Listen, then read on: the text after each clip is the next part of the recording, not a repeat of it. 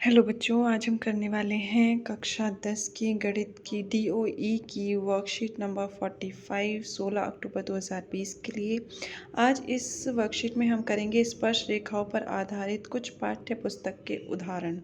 Okay, सबसे पहले याद करने के लिए हमें कुछ यहाँ पर बताया गया है, बोला गया है केंद्र ओ वाले वृत्त पर स्पर्श रेखा ए बी दर्शाइए जिसका स्पर्श बिंदु बी हो। ये आप स्वयं करेंगे, हम पहले कर चुके हैं। किसी वृत्त की स्पर्श रेखा उसकी छेदक रेखा के समांतर हो सकती है। ये आप बताइए, हो सकती है या नहीं। हमने किया था, हो सकती है, सत्य आ जाएगा। वृत्त के किसी बिंदु पर स्पर्श रेखा स्पर्श बिंदु से गुजरती हुई डैश पर लंबवत होती है। ये आप खुद सोचकर बताएंगे किस पर लंबवत हो सकती है। अगला है किसी वृत्त के बाह्य बिंदु से खींची गई स्पर्श रेखाओं की डैश समान होती है। बहुत अच्छे से करा था हमने पिछली वर्कशीट में, ये भी आप ट्राई करेंगे खुद से। अगर नहीं आता है तो आप कमेंट बॉक्स में मुझे बताएंगे, फिर मैं आपको आंसर कर दूंगी। ओके, अब अगला जो है वो देखिए, हमारे पास एक उदाहरण दे रखा है। पहला उदाहरण है कि सिद्ध कीजिए कि दो सकेंद्रीय वृत्तों में बड़े वृत्त की जीवा छोटे वृत्त की जीवा को स्पर्श करती है। छोटे वृत्त को स्पर्श करती है, सॉरी, जीवा को नहीं, इस वृत्त को स्पर्श करती है, स्पर्श बिंदु पर समद्विभाजित होती है। ठीक है, इसमें एक परिमेय है हमारे पास, ये वाली 10.1। इसमें बोला है वृत्त के किसी बिंदु पर स्पर्श रेखा स्पर्श बिंदु से जाने वाली त्रिज्या पर लंब होती है। ये हमने पिछले वर्कशीट में भी की थी। अब देखिए यहाँ पर दिया हुआ है, जो भी दिया है वो हमने लिख लिया है।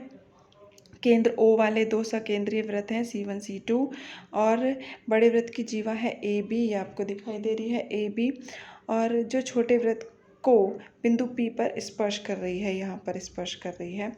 और हमें सिद्ध करना है ए पी यहाँ से यहाँ तक ये बराबर है बी पी के। ओके, अब देखिए इसमें एक रचना की गई है, ओपी को मिलाया गया है इसको।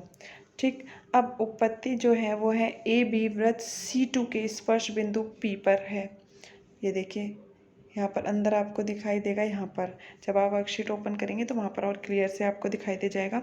स्पर्श रेखा है और ओपी जो है वो त्रिज्या है हमारी, ये वाली त्रिज्या है। अब परिमेय ये वाली जो है 10.1 के द्वारा ओपी जो होगा वो ए बी पर क्या होगा, लंब होगा। ये दिखाई दे रहा है।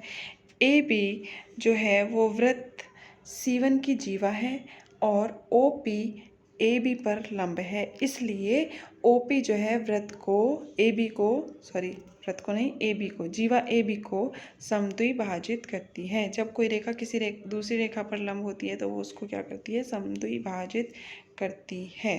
ठीक है, तो यहाँ पर सिद्ध हो गया कि ए पी बराबर क्या होगा, बी पी होगा। अब जो अगला उदाहरण है ये देखिए, ये वाला है। केंद्र ओ वाले वृत्त पर बाह्य बिंदु टी से दो स्पर्श रेखाएं खींची गई हैं। ये दो स्पर्श रेखाएं टी पी टी क्यू। सिद्ध करना है कि कोण पी टी क्यू, कोण पी टी क्यू जो है वो बराबर है ट्वाइस ऑफ, दुगना है कोण ओ पी क्यू के। मतलब ये हुआ कि ये वाला जो कोण है, इस वाले कोण, ये वाला जो कोण है ये वाले कोण का दुगना है। ये हमें सिद्ध करना है। देखिए यहाँ पर भी एक थ्योरम हमें दे रखी है, किसी वृत्त के एक बाह्य बिंदु से खींची गई स्पर्श रेखाओं की लंबाई बराबर होती है। यानी कि कोई बिंदु है, यहाँ से अगर दो स्पर्श रेखाएं खींचोगे तो उनकी लंबाई बराबर होती है। ये हमने पिछली वर्कशीट में भी किया था। चलिए देखते हैं कैसे किया हुआ है। जो दिया है वो यहाँ पर लिख लिया है, सिद्ध करना है वो भी लिख लिया है। अब देखा कि जो ये कोण था टी पी टी क्यू, ये हमारा क्यू था मान लिया हमने, और परिमेय के हिसाब से टी पी बराबर हो गया टी क्यू के, स्पर्श रेखाएं हैं बराबर होंगी। टी पी क्यू एक समद्विबाहु त्रिभुज बन गया। तो जिसकी दो भुजाएं बराबर होती हैं तो वो क्या होता है, एक समद्विबाहु त्रिभुज बन जाता है। ये वाला त्रिभुज बन गया, इसकी ये वाली भुजा बराबर है, तो ये समद्विबाहु त्रिभुज हो गया।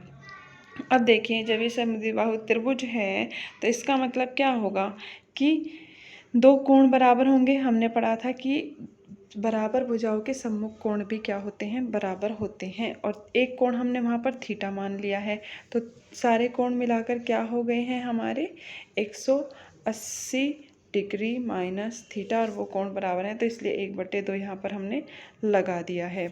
ठीक है, अब ये हो गया हमारा 90 डिग्री माइनस 1/2 थीटा हो गया। अब परिमेय 1 से ये तो 90 डिग्री होंगे कि भाई अब कोई परपेंडिकुलर है, लंब है, तो वो कितने डिग्री का कोण बनाता है, 90 डिग्री का कोण बनाता है। कि ये वाला जो कोण है, ये देखिए ओ पी टी जो कोण है हमारा, वो कितने डिग्री का होगा, 90 डिग्री का होगा। ये देखिए ये वाली जो है ये त्रिज्या है और ये स्पर्श रेखा पर लंब है, तो ये वाला कोण जो हो गया पूरा 90 डिग्री का होगा हमारा। ठीक है, अब ये आ गया जब 90 डिग्री का, तो ये जो वैल्यू आ जाएगी हमारी, ये हो जाएगी ओ पी क्यू जो है, यहाँ पर देखिए फिर से देखते हैं, ओ पी क्यू। ओ हमारा यहाँ सेंटर में है, पी ये वाला है और ये क्यू है, तो ये वाला जो कोण होगा ये क्या होगा, ये हमारा होगा हाफ, इसका सॉरी हाफ नहीं होगा, ये ओ पी टी में से इसको अगर हम माइनस कर दें, ओ पी टी में से अगर हम इसको माइनस कर देंगे तो ये वाले कोण की वैल्यू हमारे पास आ जाएगी।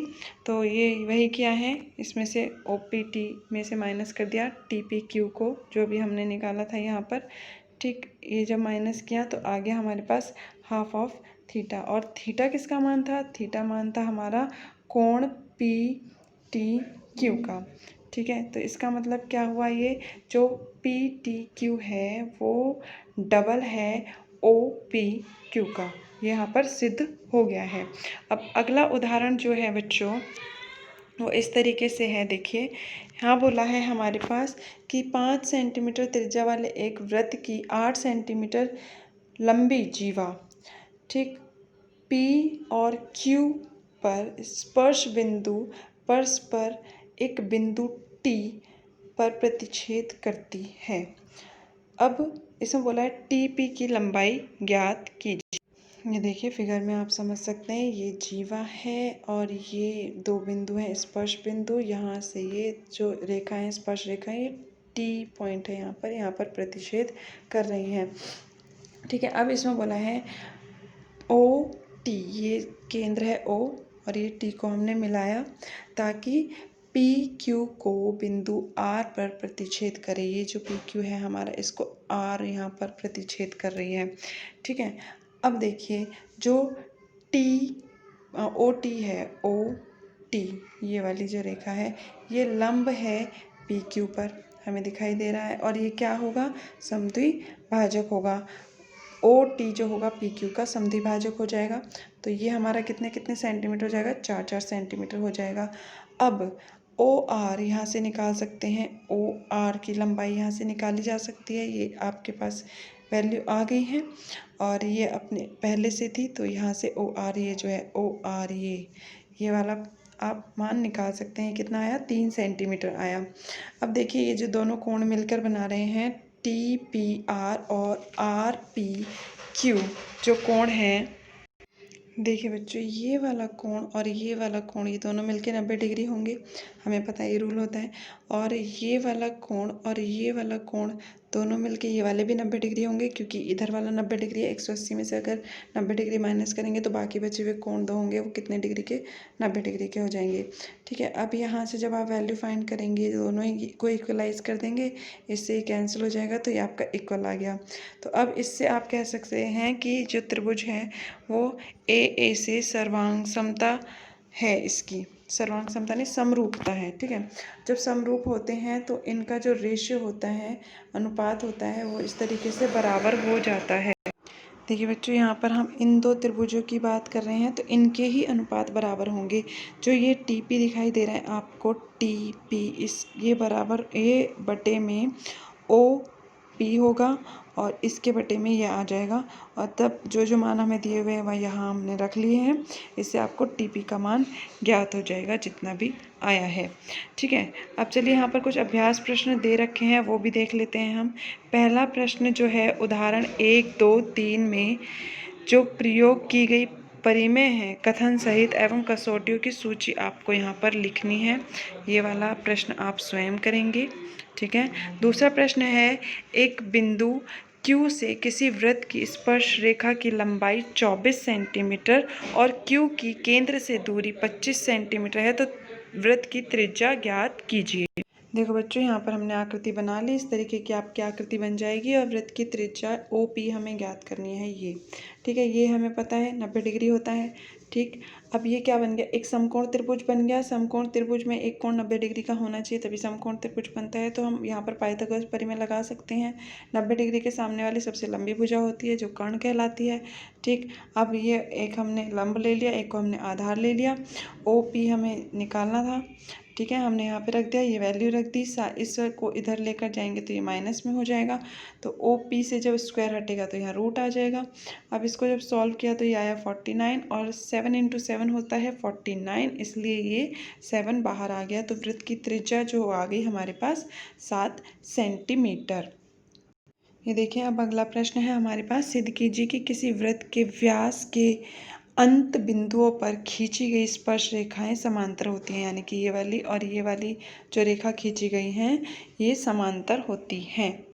देखो बच्चों, इस तरीके की फिगर हमें दे रखी थी। ये है हमारी TS और ये है PQ और ये A और B पर ये रेखाएं हमारी क्या है, स्पर्श बिंदु हैं। ये भी A और B जो है हमारे स्पर्श बिंदु हैं और ये जो है AB हमारी जीवा है। ठीक है, हमें दिया है कि स्पर्श रेखा TS और PQ व्यास AB के अंत बिंदुओं पर खींची गई हैं।